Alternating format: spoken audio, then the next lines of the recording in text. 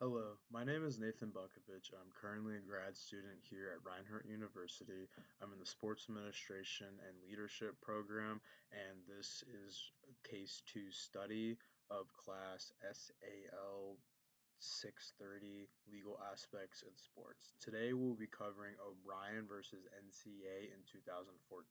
Just a little bit general information about this case. The case name is O'Brien versus the NCAA, or also known as O'Brien versus the National Collegiate Athletic Association.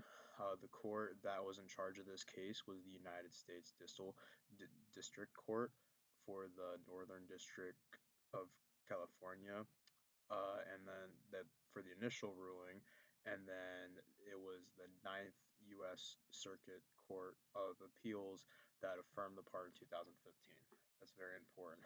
The plaintiff was Ed O'Brien, who is a former UCLA basketball player representing the class of Division One football and men's basketball players, and the defendant was the NCAA.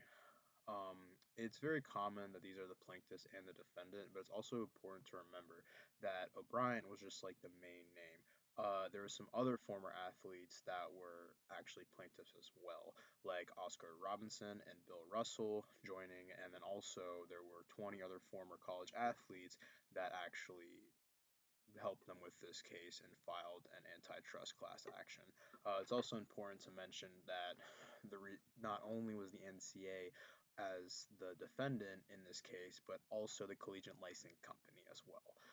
So the issue, basically what happened was the NCAA's rules required student athletes to sign a form agreeing not to be compensated for their NIL, which is their name, like image and likeness, and which would which violates the Sherman Antitrust Act by registering trade. This triggered kind of something pretty big when O'Brien noticed that his likeness, he had 31 jerseys, bald head, left-handed shot, was used in EA Sports NCAA Basketball '09 video game without compensation. This was a very important deal because he basically spent all this time, being a college athlete, you're not allowed to get compensated, but then they're making money off him being in a video game and he got nothing out of it. So just a little bit about the outcome. The court ruled in 2014 that the NCAA's restrictions were unreasonable resistance of trade, allowing colleges to pay athletes up to the full cost of attendance and place money into a trust of NIL use. This really did mark the landmark case and paved the way for modern NIL rights by challenging the NCAA's amateur model. Because every single year, the NCAA's amateur model just gets challenged over and over again, and it always just gets fixed. So the primary issue was whether NCAA restrictions on compensation for Division One men's basketball and football players were constitutional or an unlawful restraint of trade. Um, O'Brien argued that the NCAA uses image in broadcasting of video games without compensation, which they did. He they NCAA clearly did that and he got nothing about it. So the point of law determined, or the rule of reason, the court applied that the antitrust rule of reason findings that while the NCAA has legitimate interest in maintaining amateurism for their amateurism model, their their absolute prohibited on NAL payments was more restricted than necessary. Basically, the ruling said that even though NCA had a very valid point for not compensating them because of their amateur model, that they really worked the NCA around. However, the court did see the point of view for O'Brien and realize that, hey, you are making money off his name and likeness, so he still should be fairly compensated. And this was like a big win for the NCAA because it was known for years and years and years that the NCAA would not be paying athletes whatsoever. The outcome of the compensation. The court deemed the NCAA's limits on financial aid illegal and mandated that institutions must be allowed to provide scholarships up to the full cost of attendance and covering cost of living expenses. Um, and rejected remedy, very important.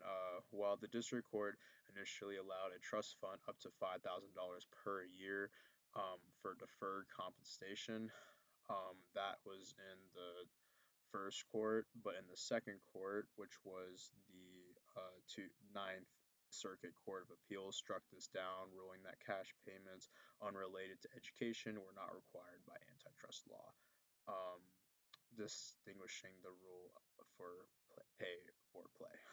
Um, just a little bit of legal statute on the principle. This was Section 1 of the Sherman Antitrust Act, 15 U.S.C. S1, which prohibits contrasts or conspiracies in restricted of trade.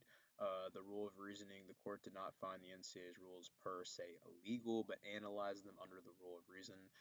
This framework balances a restrictive anti-competition harm against his pro-competition benefits, basically saying that you know, there is problems with how the NCAA labels stuff and kind of implying that this will be fixed in future. So the decision that was reached was the official decision. The court held the NCAA absolutely restricted on conversation athletes for the use of their NAL and commercial products was an unlawful restriction of trade. The impact. So the court allowed NCAA schools to provide compensation up to the full cost of attendance, which allows for deferred compensation, which is $5,000 plus per year for NAL rights. This case paved the way for the legal changes for NIL. And I thought this was very important because originally it was just 5,000 per plus year. Now some of these college players are getting paid millions and millions of dollars. So very, very big difference from where it was from how it is now in 2026. Um, One thing is it's very important that O'Brien did was that he established the NCAA's rules act as horizontal price fixing agreement, prohibiting schools from compensating players for the commercial use of their NAL in broadcast and video games. Um, and the court analyzed these rules restricted in competition in the market for recruiting, as schools cannot offer compensation beyond scholarships, which I think is, in my opinion, not really a good thing. Um, the main Going back to what the NCAA really argued against was they argued that they're trying to hold on to the amateurism model, but they're not really holding on to it because they're still using these players for money on their own part, so it really just wasn't going to work in the end of the day. The court did analyze those facts and did keep in mind about amateurism was legitimate goal for the NCAA, but they weren't agreeing that, hey, this is your goal, but at the end of the day, you guys are still trying to make money off it. Not really goes against your amateurism model.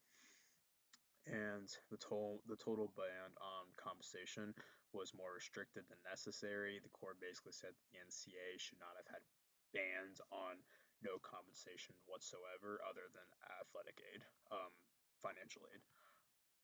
So the final ruling for this court, the court ruled that the NCAA's restrictions were unreasonable, affirming that the NCAA's rules are subject to antitrust scrutiny and must allow for higher player compensation, but reversed a lower court ruling that would have allowed for deferred cash compensation of $5,000 per year. So at the end of the day, it's still O'Brien.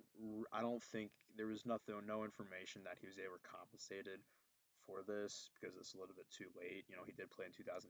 This court really started going around 2014, but it did pave the way for college athletes to get paid how much they are now. So, yeah, thank you for your time.